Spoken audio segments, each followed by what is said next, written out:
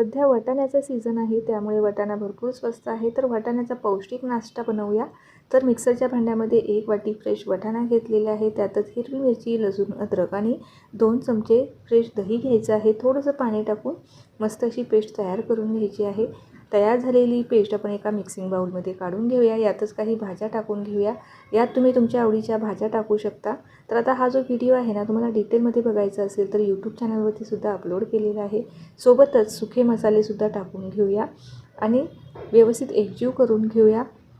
त्यानंतर 1 वाटी आपल्याला बारीक रवा घालायचा आहे. जाड नाही तर बारीक रवाच आपल्याला यामध्ये वापरायचा आहे. तर थोडं थोडं पाणी टाकून हे मिश्रण एकजीव करायचं आणि 10 मिनिटासाठी आपल्याला रेस्ट होण्यासाठी ठेवायचं आहे. 10 मिनिटानंतर चवीप्रमाणे मीठ घालायचं, पाव चमचा खाण्याचा सोडा घालायचा आहे आणि पुन्हा एकदा आवश्यकता लागल्यास पाणी टाकून आपल्याला मीडियम घट्ट हे मिश्रण तयार करून घ्यायचं आहे. आता इथे सोडा टाकणं पूर्णपणे ऑप्शनल आहे.